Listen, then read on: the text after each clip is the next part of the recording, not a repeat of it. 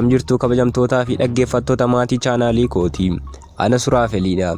Chaanaalii koo kanarratti wantoota baay'ee nama dinqisiisanii fi wantoota nama ajaa'ibsiisan akkasumas wantoota dhugaa amanuuf nama rakkisan viidiyoodhaan guyyaa guyyaadhaan isiniif dhiyeessa. Isinis subscribe gochuudhaan mallattoo notificationii olii irra kaa'uudhaan wantoota isiniif gadhiisu yeroo yeroon argachuu dandeessu. Amma kallattiidhumaan karaa qophii koo har'aatti darba. Amma qophii keenya dhumaatti nu waliin tura.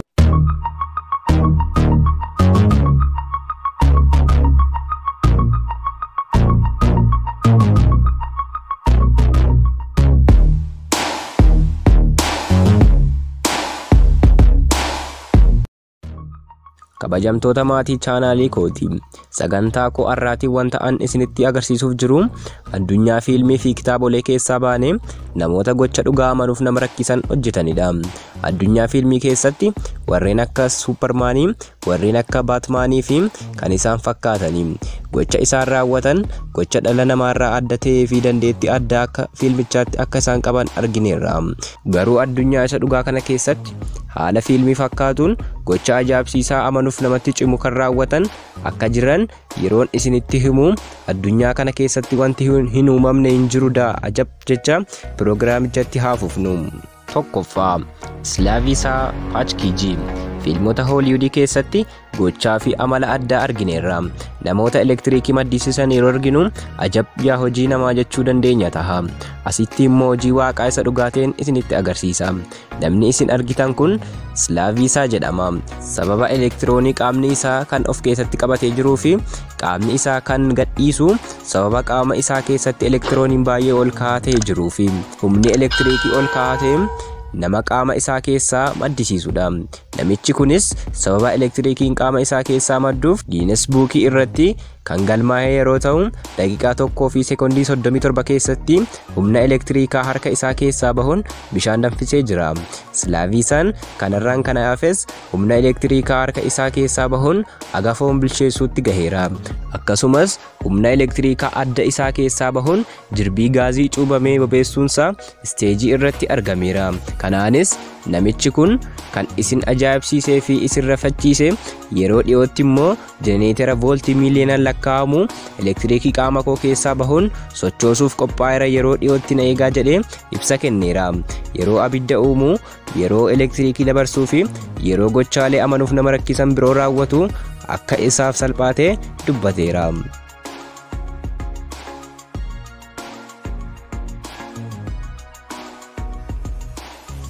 Lammaffaa Amandeep Singh. Dargaggoo Hindii baay'ee cimaa kan ta'e Amandeep Singh cimina qaama isaatiif ispoortii inni hojjetu fayyummaa isaa irra darbee ispoortiin inni hojjetu yeroo kanatti akka abjuusaa ijoollummaatti nama addunyaa kanarraa baay'ee cimaa isa taasiseera. Amandeep yeroo shaakala taasisu luka isaa lamman gidduutti dhagaa baatee sibiilaan yeroo of rukuchiisu akkasumas namoota gaddumiidhaan yeroo inni of rukuchiisu argameera. Shaakaloonni inni godhu kunis akka qaamni isaa adda akka ta'u taasiseera. Amandeep ilkaan isaatiin konkolaataa harkisuu fi finyoo ilkaan isaatti hidhamee mootorsaayikilii deemtu ofitti harkisee haga mootorsaayikiliin kun kallattii isaa jijjiirratu godheera. Kana malees haga ilkaan isaatiin namoota rarraasuu fi namootnis akka gaddumiidhaan akka barbaadanitti isa rukutaniif eeyyameeraa fi yeroo namoonni kunneen akka barbaadanitti rukutaniinis miirri dhukkubbii tokkollee akka ittiin dhaga'amne himeera. Kun akkamitti ta'uu danda'a jechaa jirtu ta'a. Amandeep konkolaataas iddoo inni ciisutti akka isarra bahu godheera. Sochiin xixiqqoo inni godhu immoo namootni masalaalii irra yaabbatanii akka ol dheerina fagoo irraa akka isarratti utaalan gochuu akka ta'e namootni ija isaaniin argan ragaa ba'aniiruufi. Namichi kun gocha amanuuf nama rakkisu kana erga raawwatee boodas miirri dhukkubbii tokkollee akka ittiin dhaga'amnee fi waggoota baay'eedhaaf shaakalli inni godhe qaama isaa fi miirri dhukkubbii sammuu uumuu. Sadaffaa Leonardo Gravado. Dhalli namaa uumama isaa keessatti akka salphaatti to'achuu kan hin dandeenye amma imimmaanii fi gosa imimmaanii to'achuu akkasumas kallattii imimmaan ba'u filachuu dadhabuu yoo ta'u illee Namichi kun garuu qalama ija isaa keessaa bahuun fakkii kaasuudhaan addunyaa kana ajab jechisiiseera. Dargaggoon Liyonaardoo jedhamu kun uumama shaakalliidhaan akka cabsuun danda'amu ragaa baheera. Funyaan isaatiin qalama ol harkisuudhaan qalamoota garaagaraa ija isaa keessaa baasuudhaan kallattii garaagaraatiin qalama sana baasuudhaan fakkiilee garaagaraa kan kaasu yeroo ta'u, fakkiilee namichi kun kaasu kunis beekamtiilee garaagaraa fi qabeenya haa kennuuf malee namootni waan mararfatan ijaan dhufuu isaatii fi qalamni inni funyaan isaatiin ol harkisu kunis maalummaan isaa kan hin beekamne kana funyaan isaatiin xuuxuunsaa namoota biratti haa qeeqamu malee. Deebiin Liyonaardoo garuu isiniin maaltu galchee anaaf biddeen kooti jechuun gocha isaa kana itti fufeera.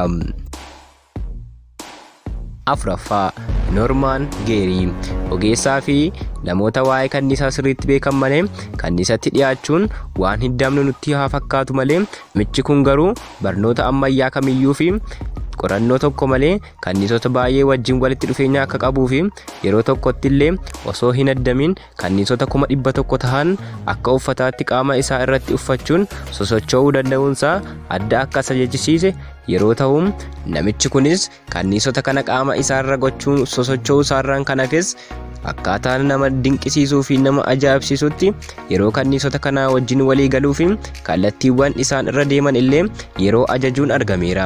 Dhalli namaa haasawaadhaan akka bineeldotaa fi bineensotaa wajjin akka waliin galle beekamaadha. Garuu asitti immoo faallaa isaatiin kanniisotni kun gooftaa isaanii kanaaf ajajamoo akka ta'anii fi kallattii inni isaan ajajee fi bakka inni isaan ajaje akka deeman yeroo ta'u, taatolee fiilmii keessattis akka hirmaatanii fi kanniisni tokkos haga kallattii digirii 90tti akka iseen sochootu yeroo ajajuun kanniisattiinis ajajamteefii jirti. Noormaan gocha ajaa'ibsiisaa fi amanuuf nama rakkisu kana akkas jedha. Barnootaa fi qorannoo irraa dhugaa kanniisota dhiyoo isaa jiraatanii akka fayyadame yeroo himuu fi mootiin kanniisotaa akka mootiidhaaf ajajamtuu fi fooliin ishee akka harkisuun mala kana akka fayyadame Noormaan himeera. Shanaffaa Zhang Shizu maarshaalistii kan ta'ee fi addunyaa keenya kanarratti namoota xiqqoo qabarratti kan uumamu CIP yookaan dhukkubbiin gonkumaa namatti dhaga'amuu dhiisuun isa mudateera. Zhang Shizuun rakkoo dhukkuba kanaatiin waan barbaade yoo cabse yookaan immoo yoo waan barbaade kutee dhukkubbiin kamiyyuu itti dhaga'amuu dhiisuu isaatiin hojii yookaan kennaa isaa sirriitti akka agarsiisuu fi hojjetu isa taasiseera. Hojii isaa kanas akka guddisee fi dhagaawwan garaagaraa akka salphaatti caccabsuu fi tuubboo bishaanii fi wantoota ciccimoo haa caccabsu malee mirri dhukkubbii tokko malee turuu akka danda'u argameera. Namichi kunis kanarraan kan hafes quba isaa lamaaniin puushaappii hojjechuun akka isa gammachiisu himeera.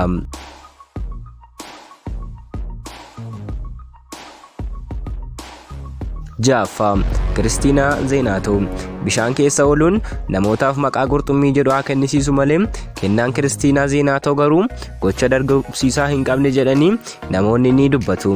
Sochiiwwan bishaan keessatti gadi fageenyaan lixuun godhaman yeroo tokko balaawwan ciccimoo yeroo namarraan gahan ni mul'atu. Kiristiinaan garuu bishaan keessa gadi fageenyaan lixuun qurxummiiwwan akka ijoollee isheetti yeroo isheen kunuunsituu fi yeroo isheen akka hiriyoota isheetti waliin turtu ni argama. Warreen qurxummii adamsan irraa yeroo kiyyoon darbatamus ilkaan isaanii irraa akka buqqistuu fi akka ijoollee isheetti akka mararfattuu fi qurxummiiwwan kunis yeroo Kiristiinaan dhuftu hundi isaanii wal gahuun akka maatiitti akka marsan argameera.